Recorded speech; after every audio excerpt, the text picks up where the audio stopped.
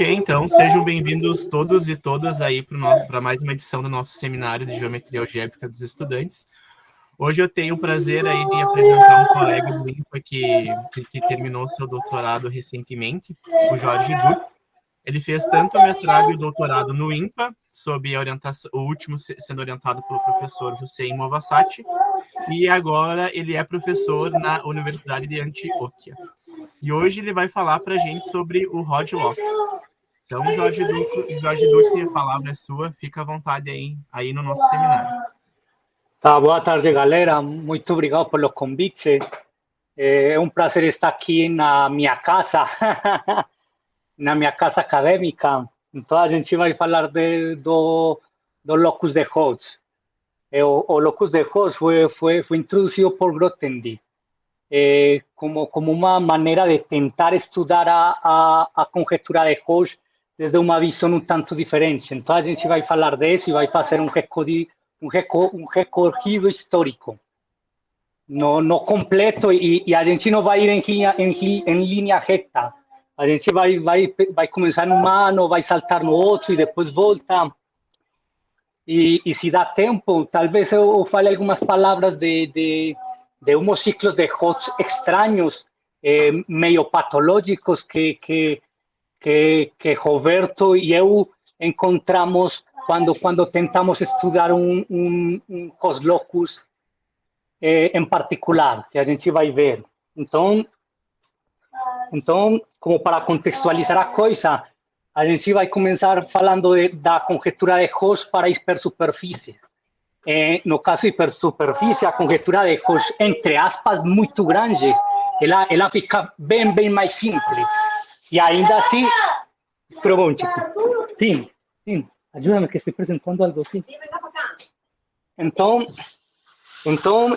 entre aspas muito grandes, a conjectura de Hodge fica muito mais fácil no caso de hipersuperfície.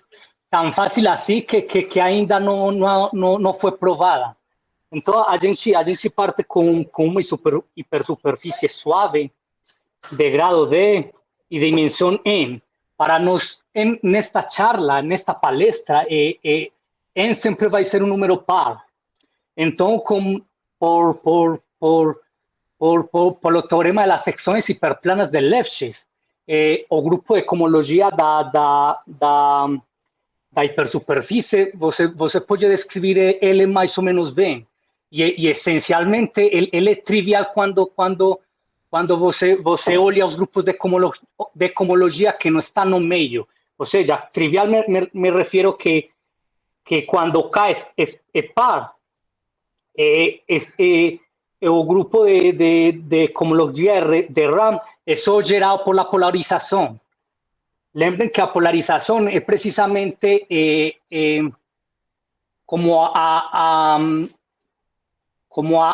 segunda, a dos formas induzida por la métrica Fubini-Study que vem do espaço projetivo, certo? E quando K é impar, o grupo é zero. Isso sempre e quando K não seja igual a M, onde a gente fica no meio da cohomologia. E no meio da cohomologia, ele é um espaço vetorial de dimensão finita. Então, em essência,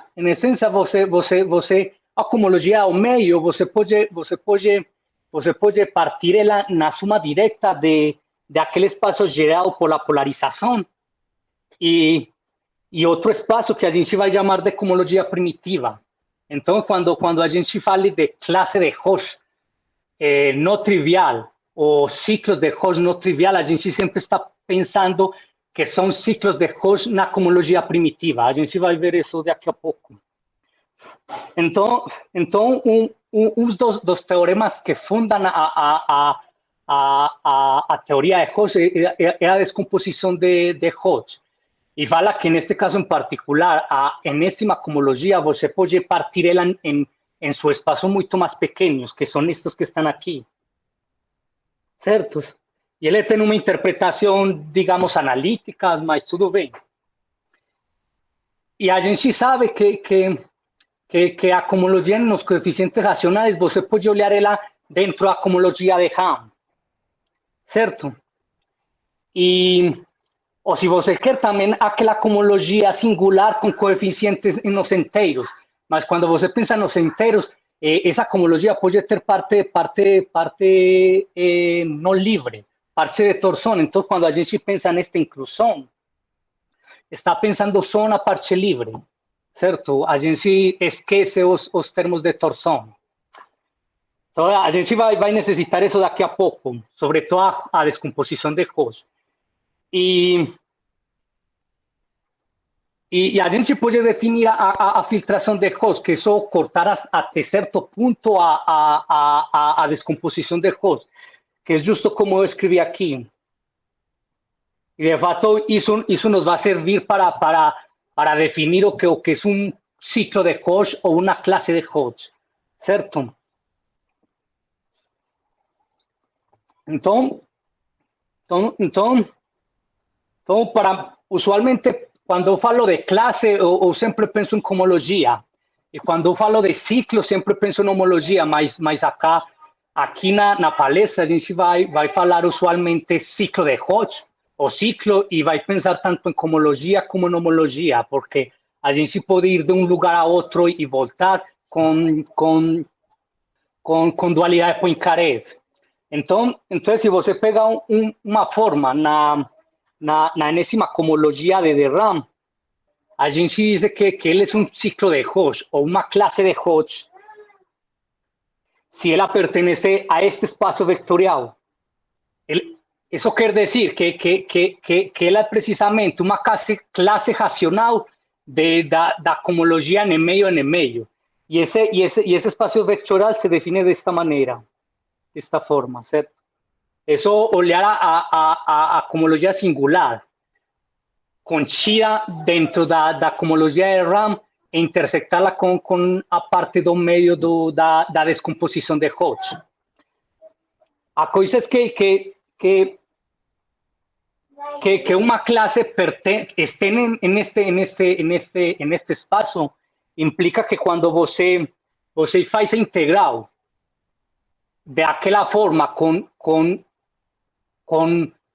desculpa, se você faz o produto West da forma inicial da classe de Gauss com qualquer outra forma que esté na descomposição de Gauss, exceto no meio, essa integral é sempre zero. De novo, aquela forma alfa é uma forma que não está no meio, não tem parte no meio. Então isso é sempre zero. E isso por quê? Porque, na essência, se você pode olhar, por exemplo, acá, isto aqui também implica isso mesmo, isto acá é dualidade Poincaré duality. Ou seja, el ciclo de Gauss, ou a classe de Gauss, realmente define uma classe homológica na homologia da variedades. De fato, é meio intuitivo, porque... Não, aqui não, desculpa. A coisa é que essa integral é zero, porque se alfa não está no meio, então a parte antiholomorfa ou a parte holomorfa tem uma quantidade maior que a dimensão deste ciclo, certo?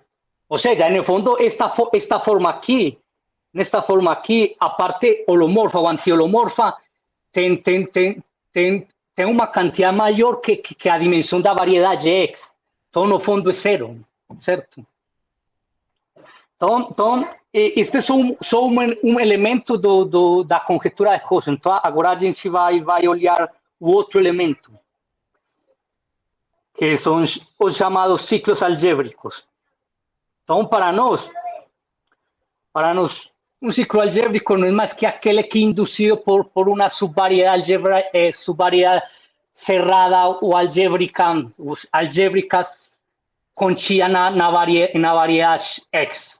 Na variedade X, desculpa, X. Então, se a gente considera uma subvariedade de dimensão n, ela induz uma classe em homologia.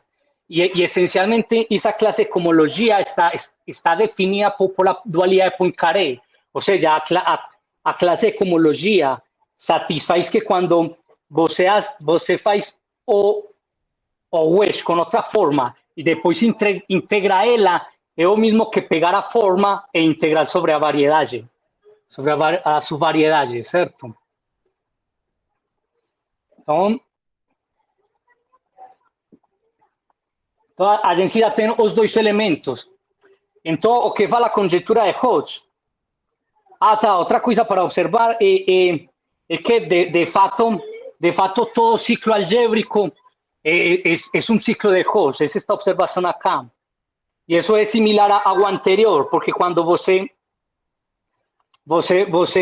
olha omega, que não está na parte do meio, ela tem parte antilomorfa ou holomorfa maior que a dimensão desta variedade é 100. Só quando você faz esse integral, isso dá zero. Mas isso acontece com todas as formas omegas que não estão na descomposição que não estão na parte do meio da descomposição de Hodge. E isso implica que realmente a gente tem esta pertença aqui, certo? Tem alguma pergunta? Talvez vou muito rápido. Se em algum momento tem pergunta, pode habilitar o microfone, sem problema algum. Então o que a gente tem é que todo ciclo algébrico é de fato um ciclo de Hodge, mas a gente gostaria de caracterizar todos os ciclos de Hodge. Então a conjectura de Hodge fala que o espaço de ciclo de Hodge, que é este espaço aqui, é realmente igual ao espaço dos ciclos algébricos. Que significa que um ciclo seja algébrico? Que ele é suma finita de variedades algébricas com coeficientes não racionais. Isso é o que fala a conjectura de Hodge, que aqueles dois espaços de ciclos algébricos e ciclos de Hodge são realmente o mesmo. Observe que é muito forte, porque você tem um ciclo de Hodge, certo? E ele está falando que existem subvariedades, está falando que existem polinômios tais que definem essas subvariedades. E isso é usualmente muito difícil de construir, certo? Então, agora a gente vai falar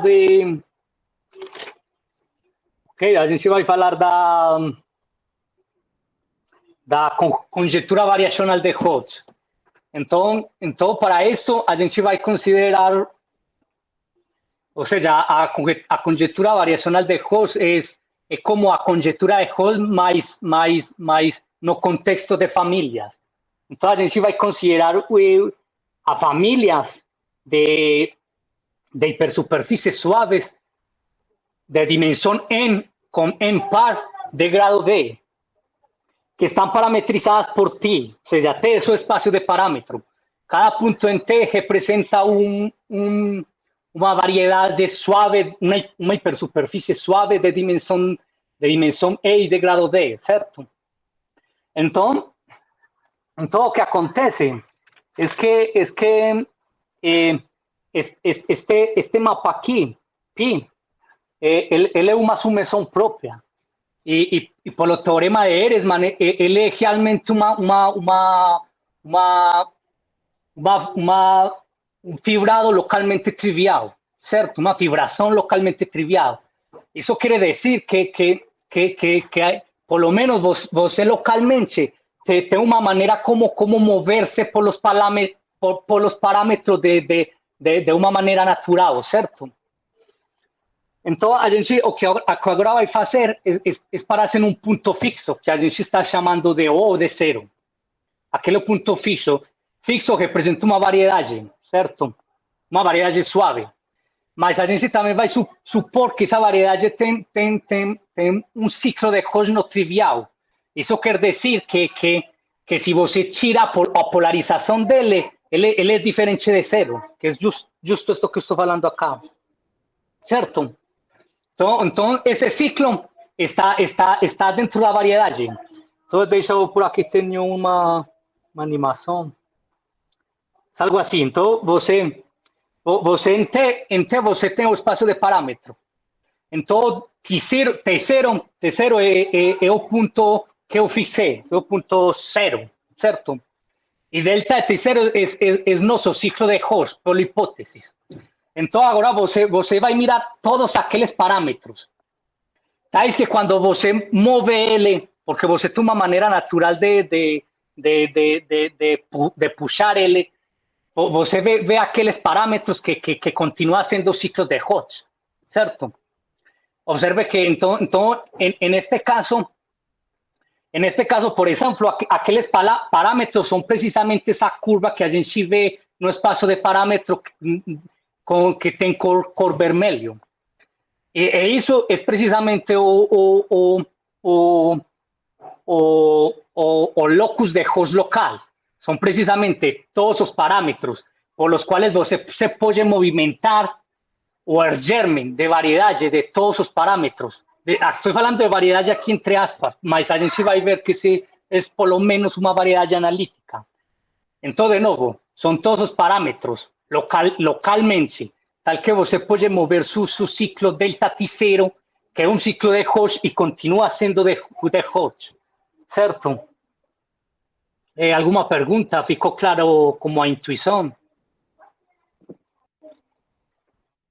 Então, deixa eu escrevo isso. Então, o que a gente tem é todo o que a gente tem del locus de Gauss local asociado a un ciclo de Gauss son precisamente todos os parámetros em uma vecindade do ponto que você fixou, tal que quando você move aquele ciclo de Gauss, ele continua sendo um ciclo de Gauss não trivial, porque pode ser que quando você move ele seja a polarização, e a gente não quer isso. A gente não quer isso. Então esta é a condição.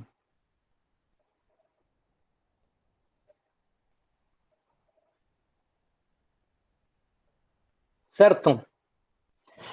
Tá, então, deixa cá, eu não sei, tá, eu não lembro se eu escrevi, então... mas lembra que o ciclo de Gauss, você pode definir ele como uma integral de certas formas que estão num espaço adequado. Então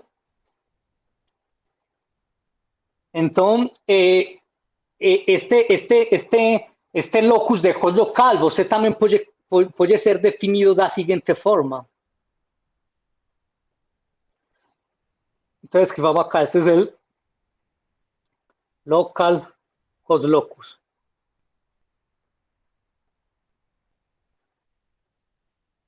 Certo?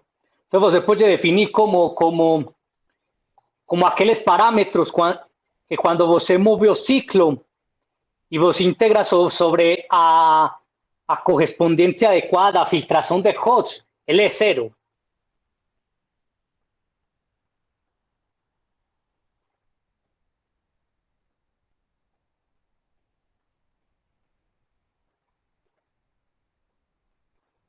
Certo? Mas observe que isto aqui eles são precisamente funções holomorfas, que depende do parâmetro T. Então, isso é uma família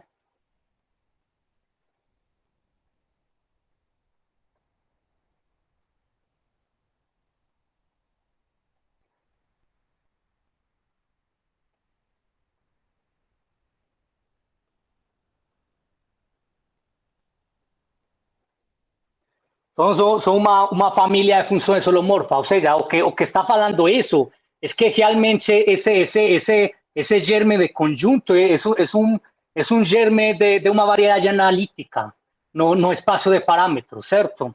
Deixa eu escrever isso.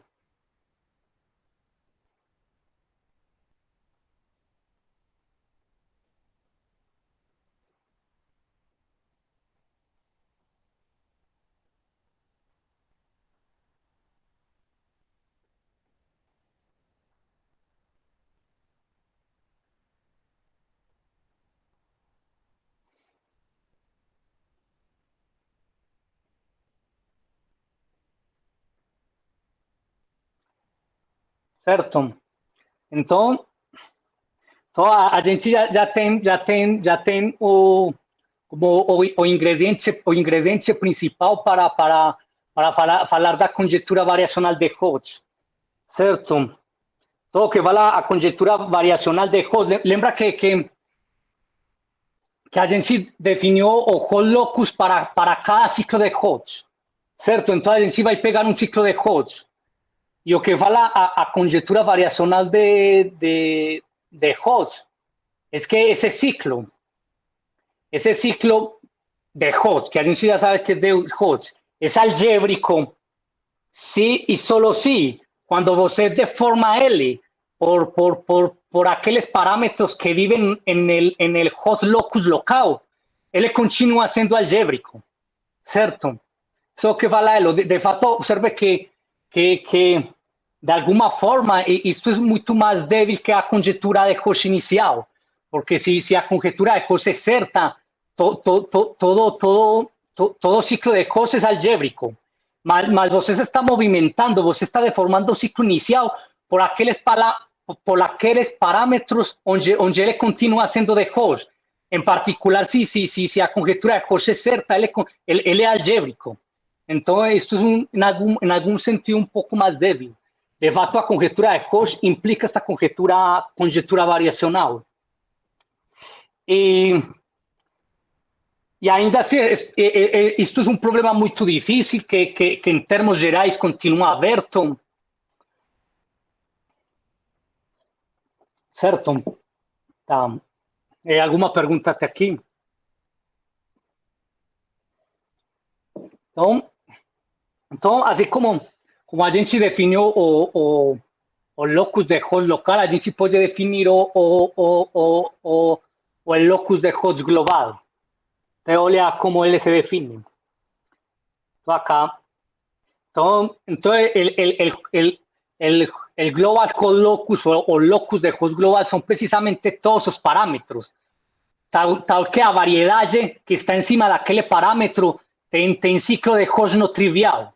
Isso quer dizer que tem um ciclo de Hodge além da polarização. Isso que acabei de dizer é precisamente esta condição de acá, que a dimensão deste espaço é maior que 1. Porque ela sempre é maior ou igual que 1. Mas se tem só a polarização, seria 1. Certo?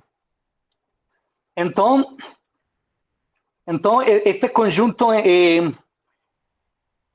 tem ciertas propiedades y la primera de ellas fue probada por Carlson, Green, Griffiths y Harris como una consecuencia, un resultado colateral de una otra teoría que les estaban desenvolviendo.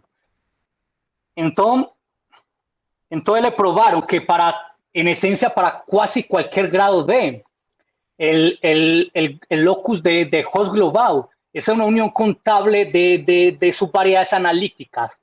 Eso no es la parte fuerte de este teorema, porque eso no es tan difícil de probar así, mas la parte fuerte de este teorema fala que cuando você fixa cualquier elemento, cualquier punto en el locus de Hodge global, ¿cierto? Y você olha o germen de variedade que ele define. Ele tem muitas componentes irreductíveis, que são estas. E essas componentes irredutíveis, localmente, os germes de variedades realmente estão dados por um Hodge locus local, por um locus de Hodge local. Isso quer dizer que as componentes irredutíveis del germen de variedade del locus de Hodge global realmente existen ciclos de Hodge tal que sus componentes irreductibles son precisamente el local Hodge locus, ¿cierto? Y esos ciclos de Hodge son no triviales, eso quiere decir que no son a polarización, ¿cierto? Esa segunda parte, esa a parte realmente forte do teorema. Isso foi no ano 83. No ano 94,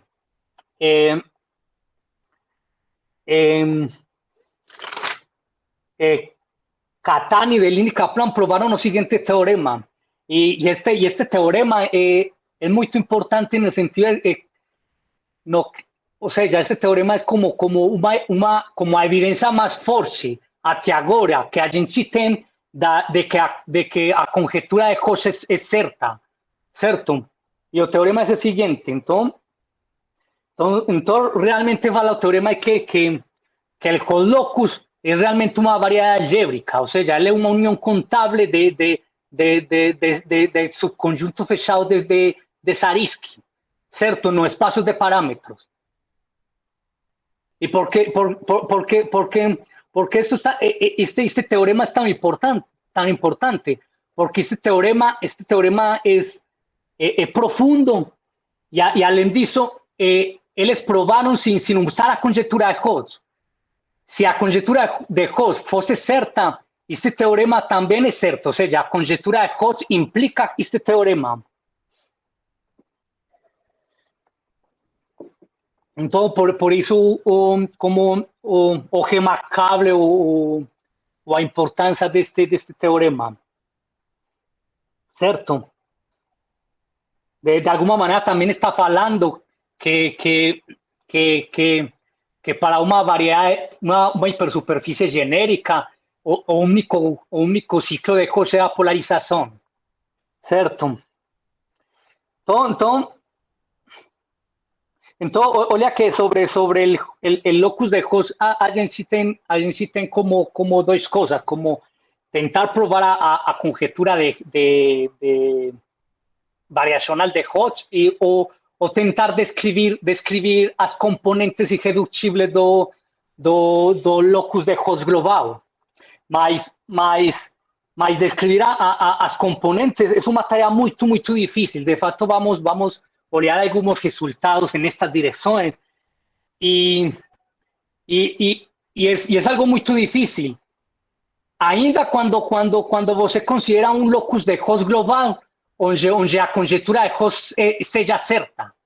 Es muy difícil caracterizar esto, ¿cierto? De fato, como históricamente o teorema más clásico estudar as componentes del locus de Hot global en el caso dois-dimensional, quando n es igual a 2. E isso é precisamente o que a gente vai ver agora. Então, isso vai aqui. Então agora sim vou ter que escrever. Então, no caso dois-dimensional, quando n es igual a 2, el locus de Hot global recibe el nombre del locus de Noether-Lefschetz o Noether-Lefschetz locus. Como no caso dois-dimensional, a gente sabe que a conjetura de Hot é certa usando o teorema 1 de Lefschetz. De fato, usando o que nos dice o teorema de 1 de Lefschetz, a gente pode dar a seguinte caracterização do Noether-Lefschetz locus. Eles são precisamente as superfícies no P3, no espaço projetivo P3, tal que a superfície é suave.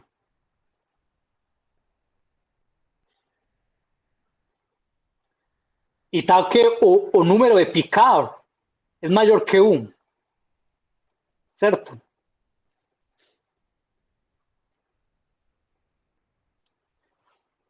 Então, a gente agora vai ver propriedades isso aqui é um número de Picard.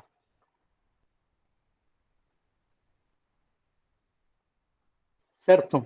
Isso é só uma consequência, esta caracterização, esta outra definição é só uma consequência do teorema 1 de Lefschetz, ou seja, de que a conjetura de Hot seja certa no caso dois-dimensional. Então, observe que dá uma volta aqui, observe que este teorema de Catani, de Lin-Kaplan, ele foi provado no 94, mas uma versão de este teorema combinada com o teorema de Carson, Green, Griffiths e Harris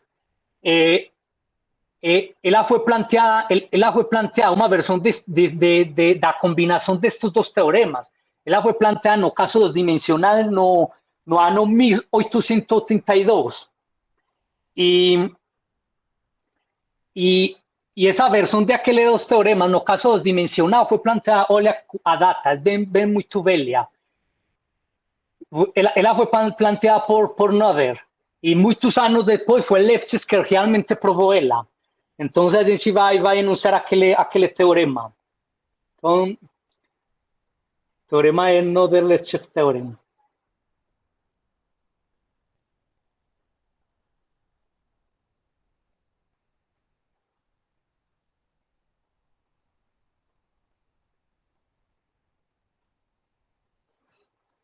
Então, foi enunciado por Noether no ano 1882, provada por Lefschetz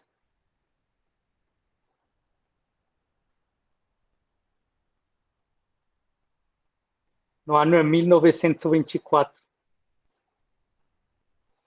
Então lembra o que eu falei do teorema de Catani e de Lin-Kaplan, que de alguma forma fala que para uma hipersuperfície genérica o único ciclo de Cauchy é dado pela polarização, certo? Então o que fala o teorema de Noether-Lefschetz é que para uma superfície no P3 genérica, ela tem número de Picard igual a 1. Certo? De fato, isso implica que o Noether-Lefschetz locus, você pode descrever aquele conjunto como uma união contável de subconjuntos fechados de Zariski. Então, deixa eu escrever isso.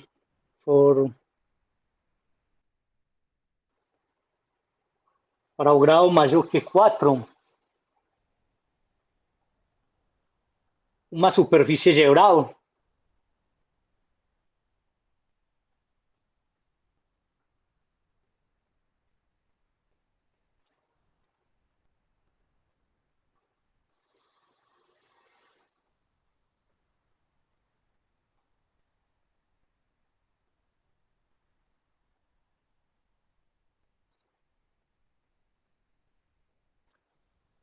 tem o número de Picard maior que 1. Certo? E, de novo, isso implica que o Noether-Lefschetz locus é igual a uma união contável de fechados de Zariski. Então historicamente, os matemáticos têm tentado entender como a geometria de este Noether-Lefschetz locus. Tá? E o primeiro teorema que a gente vê nesta direção é o seguinte. Espera aí, eu ia falar de outra coisa.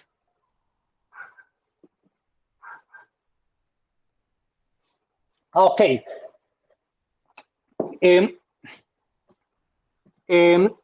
O sea, cuando Griffiths y Harry probaron aquel otro teorema que eu falei para vocês, eles desenvolveram uma teoria que se chama variações infinitesimais de estrutura de Hodge. E aí eles observaram que eles podiam usar esta nova teoria para tentar entender o Noether-Lefschetz locus na primeira aproximação infinitesimal, certo? Então, fazendo isto, foi que a gente conseguiu entender um pouco da estrutura do Noether-Lefschetz locus. Então, o seguinte teorema é este.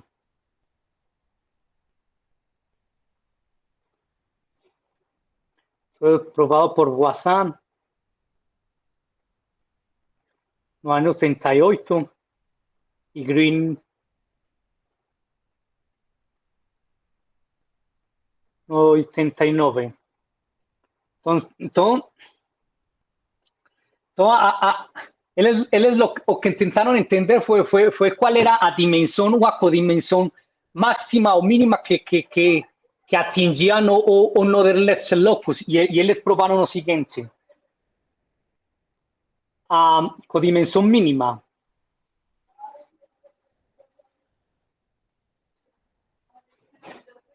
a melhor codimensão possível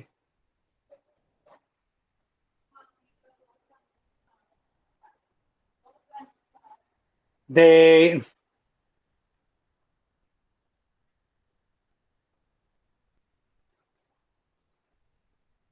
Netherleft locus es precisamente D-3, ¿cierto?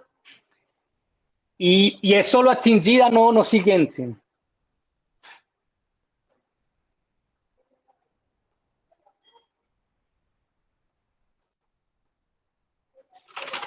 Entonces, eso atingía en la siguiente componente.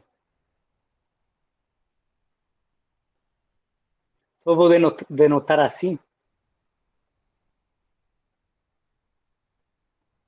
Entonces son las superficies no Netherleft locus, tal que ese contiene una línea.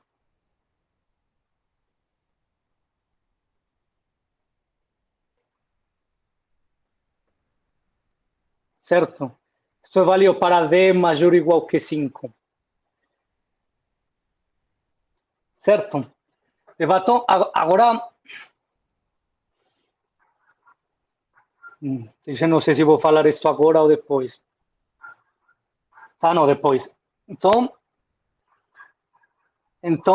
eles provaram isso.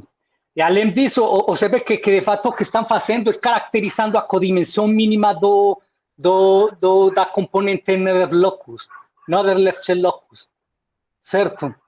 E além disso, eles caracterizaram a seguinte codimensão mínima. Então,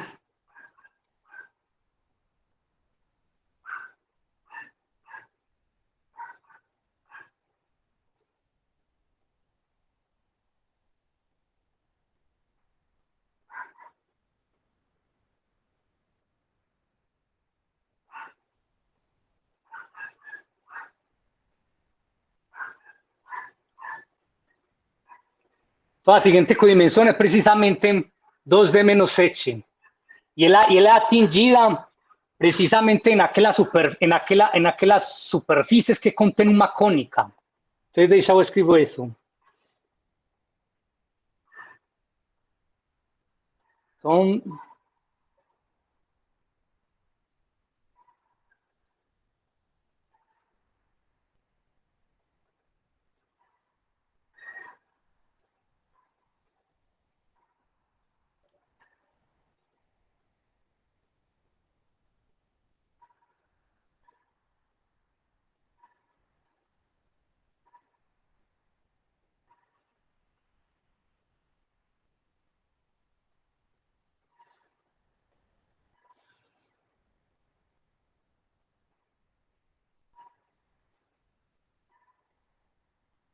certo?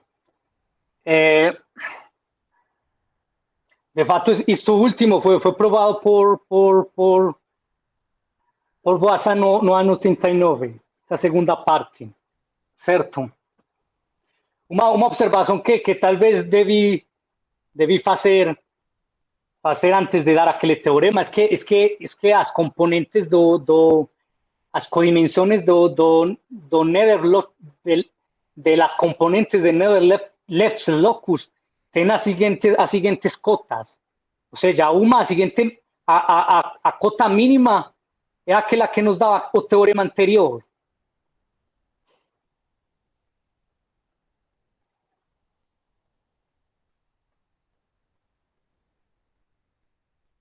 Certo? E a máxima é precisamente o número de Cos do zero, que neste caso é este número. Certo? Ou seja,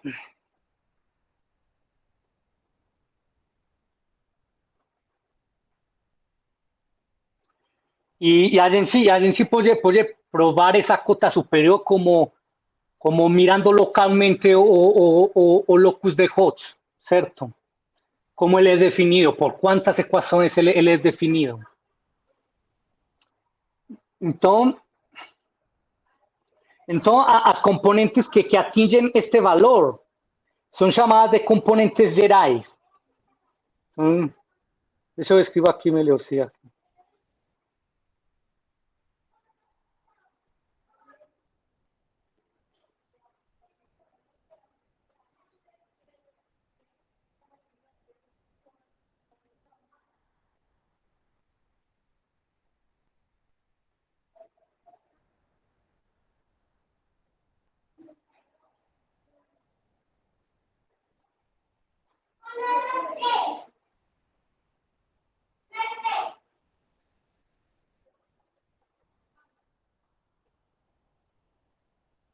São chamadas componentes gerais.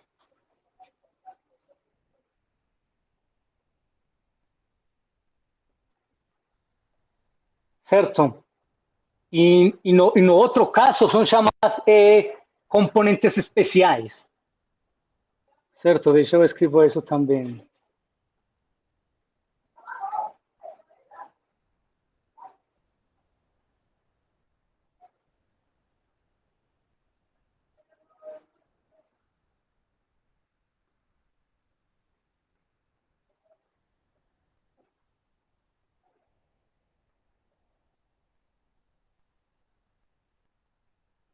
Então, o que Boisson e Green fizeram foi caracterizar as componentes especiais de codimensão mínima, certo?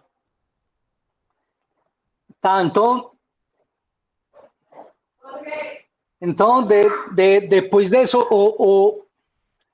o Siliberto e Harris e Miranda caracterizaram as componentes gerais, certo? No other left locus, certo? E o que eles encontraram é que existem infinitas componentes dessas, certo? E que, de fato, aquele conjunto é denso na topologia analítica, no espaço de parâmetros. Então, deixa eu escrever esse teorema que acabei de falar.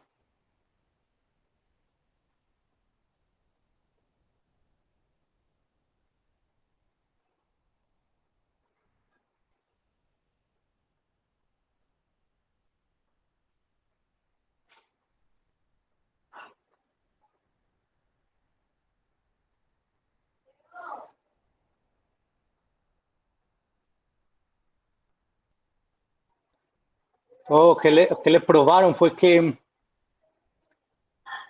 la mayor codimensión posible, o sea, las componentes gerais. Jorge está en una reunión, usted no lo puede atender.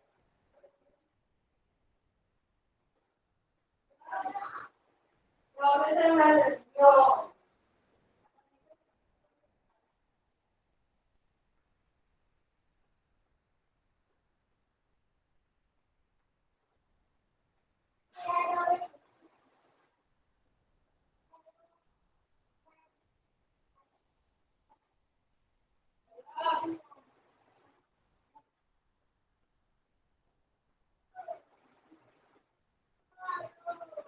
Entonces, a componente geral alcanza en infinitas componentes, ¿cierto?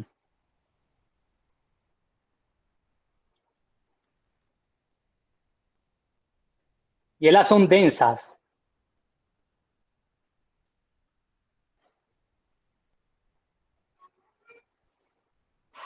Con una topología analítica.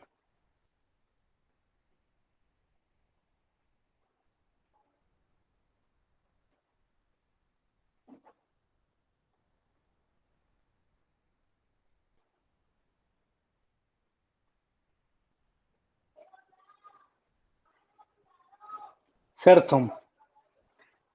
Então naquele estudo, o Harris conjeturou que as componentes especiais deveriam ter deberían ser finitas, ¿cierto? Solo finitas. Eso conjeturó Harris. Entonces, esta conjetura de Harris levó a Voisin a un estudo muy intenso acerca de las componentes especiais do Noether locus. De fato, ela provou que a conjetura es verdade para grado 5, 6 e 7. E para grau muito grande, ela provou que aquela conjetura não é certa. Então, isso é precisamente o resultado do seguinte teorema, que responde à conjetura planteada por Harris, que ele fala que ele achava que as componentes especiais, se a coimensão das componentes, como as componentes especiais, deveriam ser finitas, certo? Deveriam haver infinitas componentes especiais. Então, o teorema de Voisin.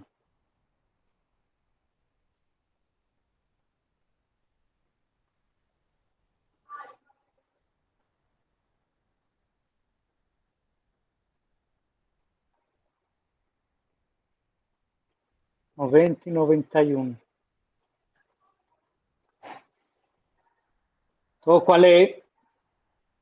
Então, para grado de menor ou igual que 7, Harris conjecture é verdade. Es decir, el Noether locus debe ter finitas componentes especiais.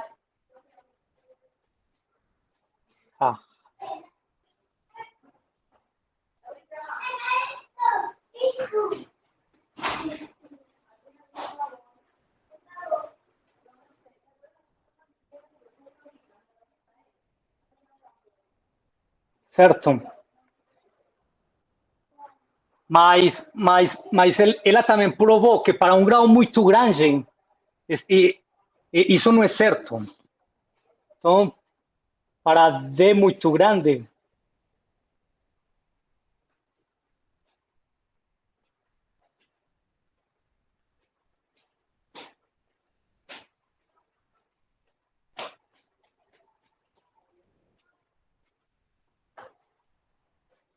não é verdade. De fato, este foi um resultado assintótico. Ela não computou, não calculou explicitamente o grau do qual se satisfaz isso. Isto, ou seja, não se cumpre a conjetura de Harris. Certo? Então a gente viu como os teoremas que caracterizam de alguma maneira ou parcialmente o locus de Hodge global no caso dos-dimensional. No caso geral, a gente tem muito menos conhecimento. Então a gente tem o locus de Hodge global. Então a gente pode perguntar duas coisas sobre ele, como tentar entender as componentes dele, que a gente vai ver um pouquinho disso, ou tentar resolver a conjetura variacional de Hodge, mas a conjetura variacional de Hodge só foi provada até agora para casos bem particulares. Por exemplo, eu não vou escrever isso, mas vou falar um pouco. Por exemplo, Bloch provou que a conjetura variacional de Hodge é certa com uma hipótese meio artificiosa, que o ciclo seja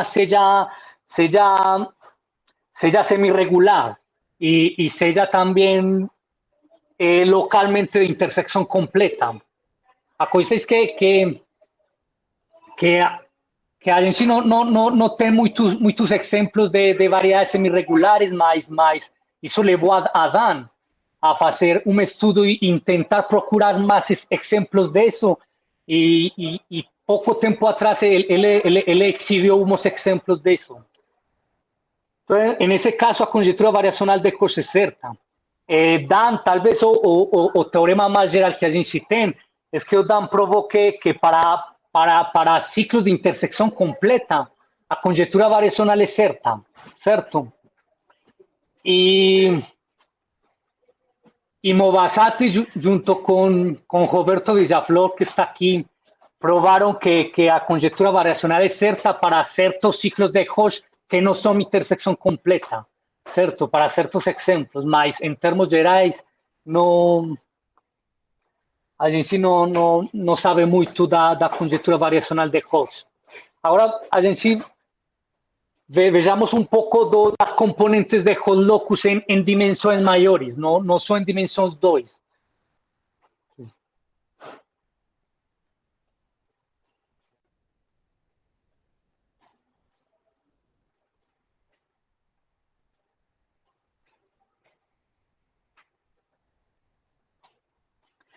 Então, similar ao teorema de Voisin que a gente viu na página anterior, que ela provou que a conjectura de Harris é falsa para D muito grande, Otinoska provou também resultado assintótico, onde ela fala que para D muito grande, a codimensão da componente del Hot-Locus deve satisfazer certa desigualdade. Então, a gente vai ver isso no seguinte teorema. Foi o primeiro intento, o primeiro resultado positivo em tentar entender as componentes del Hot-Locus global.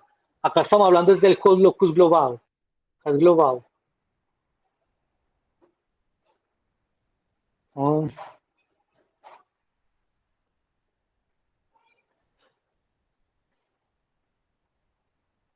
Isso foi no ano 2002. Olha que é relativamente recente.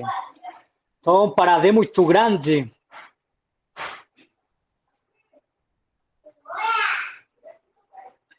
cada componente del Hot-Locus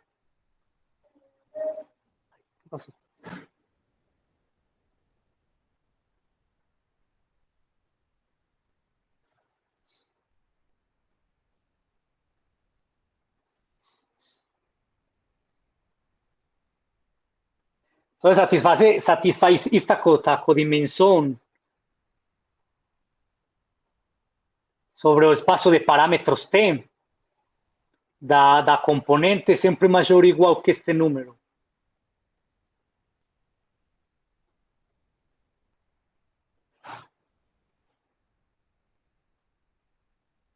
Certo? E além disso, ela também caracterizou quando aquela cota inferior é atingida. Certo? É o seguinte.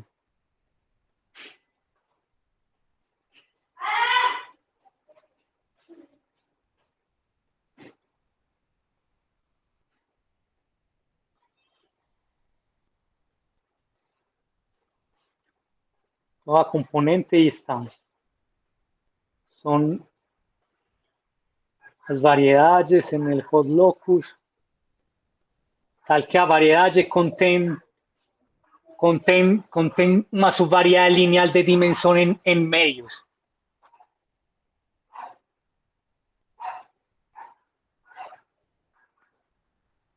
Observe a familiaridade deste resultado com a caracterização que deram Klein e Voisin no caso de Never-Loftus. Ou seja, eles estão encontrando que a codimensão mínima sempre é atingida quando a variedade contém um ciclo lineal, certo?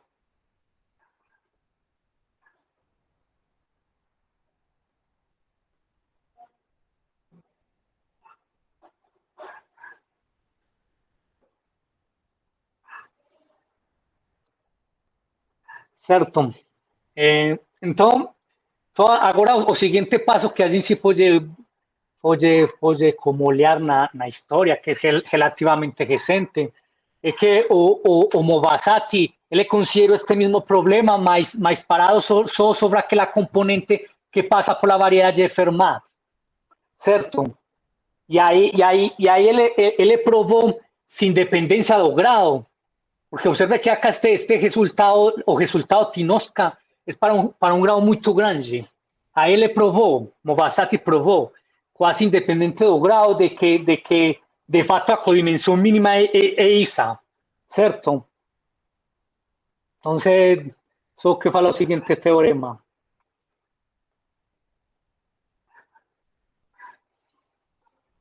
Então, o Movasati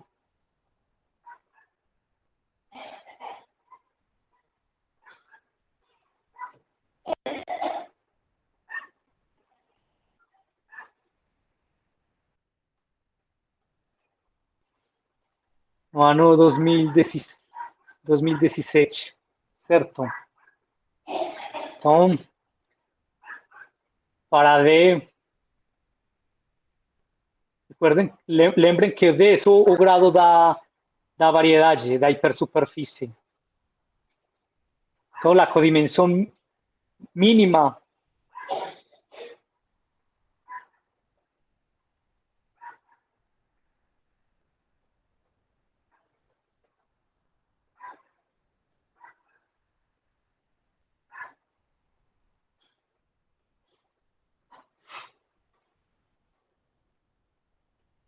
del hot locus, la componente mínima del hot locus,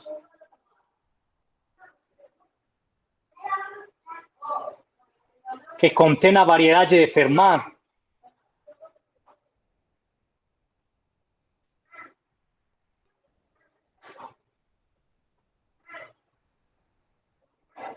Então, para nossa variedade de Fermat, aquela que é definida como f igual a 0, onde f é precisamente x0 a la d mais xn mais 1 a la d.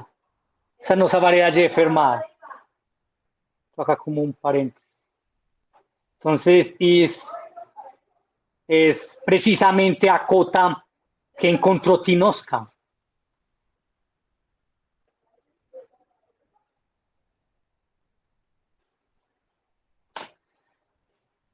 E de fato, no caso clásico, que es ese teorema, que es en el contexto del Noether-Lefschetz locus,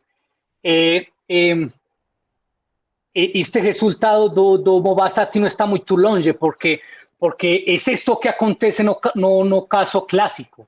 Ou seja, a gente viu que a codimensão mínima é atingida nas variedades que contém retas, mas a superfície de Fermat contém muitas retas. Então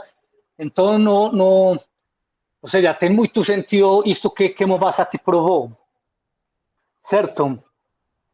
Ou seja, este teorema, no caso da Noether-Lefschetz locus, é sempre este contexto. Tá? Então, agora o que quero falar. Ok, então observe. Então, observe que o que provaram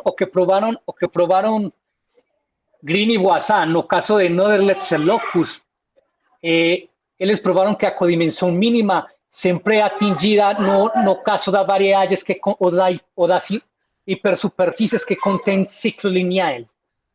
E o Tinoska e ele encontraram também coisas parecidas, que aquela codimensão mínima é atingida em ciclos lineares. Então com essa evidência, Movasati conjeturou o seguinte: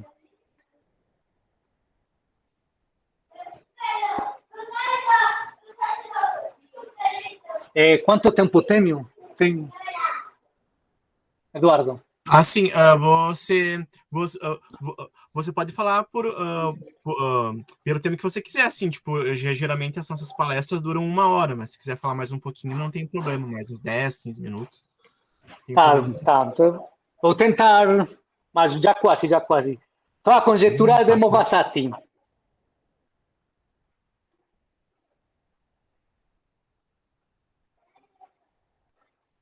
Então, eu vou chamar aqui uma conjectura A. Entonces él conjeturó que la única componente local del hot locus que alcanza la codimensión mínima es precisamente dada por aquella que contém ciclos lineais, certo? Entonces, deixa eu escrever eso.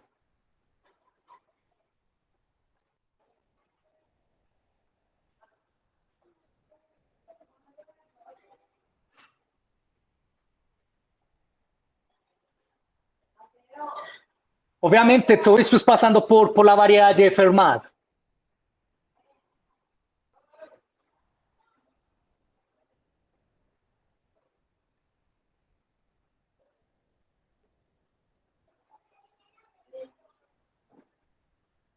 O equality, no sé, equality.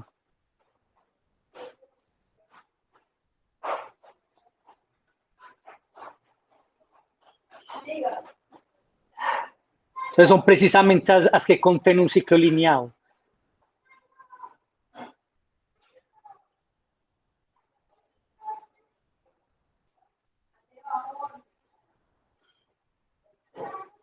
Entonces son ciclos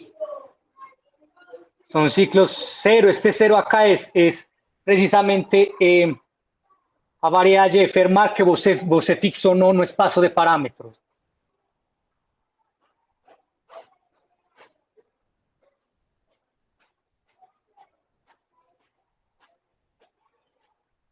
Certo? Entonces, la parte primitiva es precisamente un ciclo lineal, o múltiplo de un ciclo lineal. Certo? E o ciclo lineal está contido na variedade de Fermat.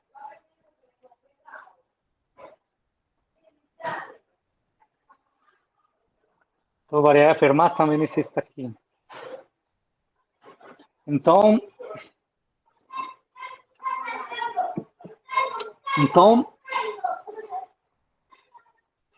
deixa, não sei, não, deixa só deixar esta conjectura aqui, sem mais. Iba a falar de outra coisa, mas tudo bem. A questão é que com esta conjectura, Roberto Villaflor, ele conseguiu provar ela, certo? Consiguió probar ela y él probó para casi todos los grados, excepto para el grado 3, 4 y 6, ¿cierto? Entonces deixa aqui eu pongo o teorema.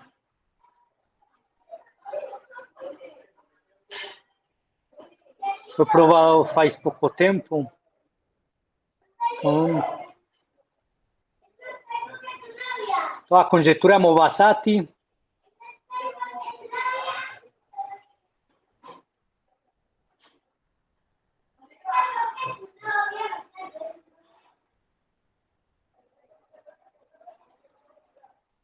Então, ele provou isso, mas exceto para grado 3, 4 e 6.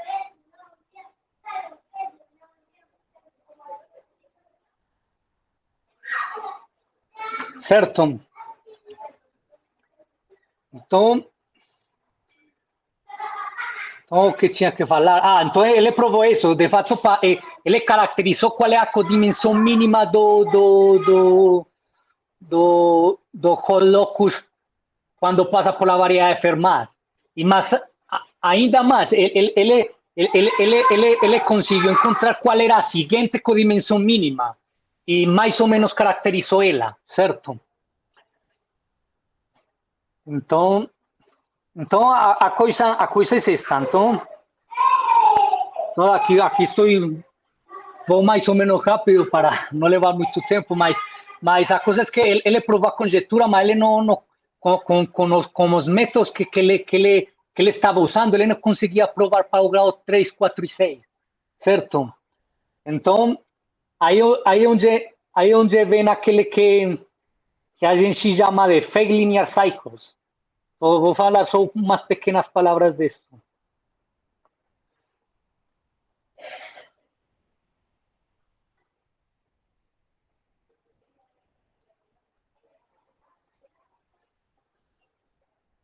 Então, de onde vem isso? Então, a gente observou que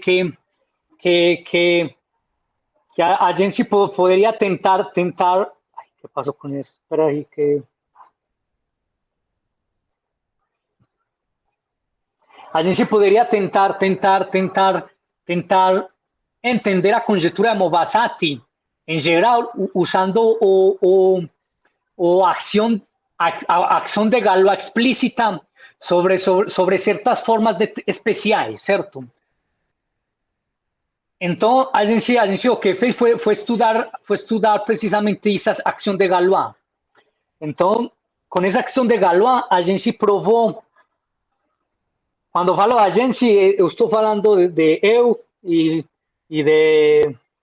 de Roberto. Isso é um trabalho em progresso. Com Roberto. Então, a coisa é a seguinte: a gente pegou a ação de Galois explícita e com isso a gente tentou entender os ciclos de Hot e também o ciclo, o Hot locus local. E com esse entendimento a gente conseguiu provar a conjectura de Movasati, mas no mesmo contexto do Villaflor, do Roberto, para de diferente 3, 4 e 6. Mas este novo método nos permitió construir explícitamente ciclos de Hodge, tal que su espacio tangente de Zariski atingía codimensión mínima. Esta codimensión, ¿cierto? ¿Y por qué a gente los llamó eles de Fade Linear Cycles? Porque eles en algún sentido son muy parecidos a los ciclos lineales, ¿cierto?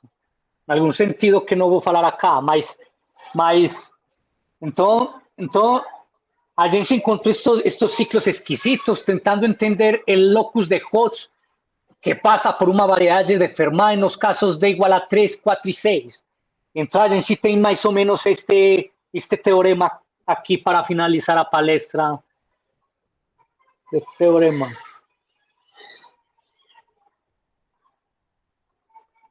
Então, para o grado de 3, 4 e 6, há infinitos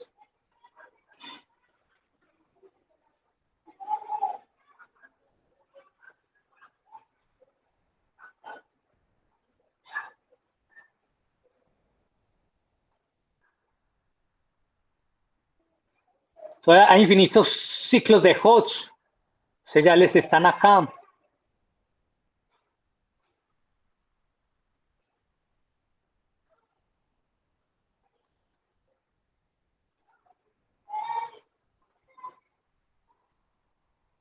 O sea, ya son ciclos de Hodge no triviales. Esta variedad de Fermat de dimensión n y grado de Fermat variety.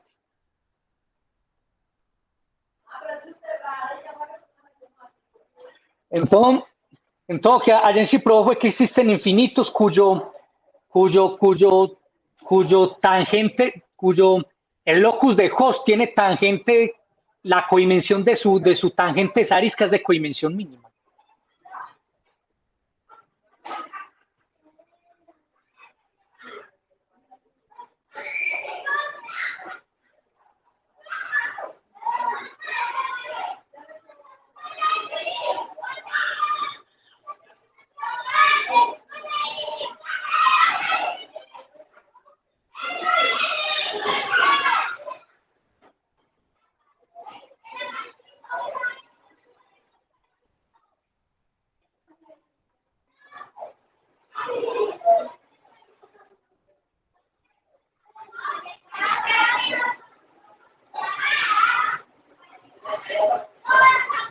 Toda codimensión del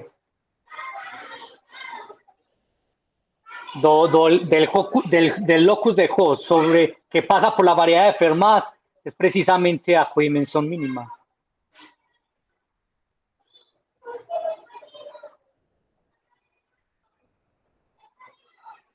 Y de nuevo, y en algún sentido, ellos son muy parecidos a los ciclos lineales, ¿cierto? Y De fato, a gente construyó estos explicitamente. De fato, a gente encontrou com uma família que parametriza eles. E de fato, a gente também tem encontrado não só fake linear cycles, sino conilinear cycles, al menos para o grado D igual a 3. E a gente encontrou uma variedade que parametriza os fake conic cycles. Ou seja, a variedade, os pontos racionais de aquela variedade são precisamente os ciclos cônicos falsos, certo? Não sei, vou finalizar aqui. Muito obrigado. Tá certo, então, muito bem aí, Jorge, muito obrigado pela palestra, cheia de muitos teoremas, então vamos agradecer ao nosso palestrante. E, muito bem.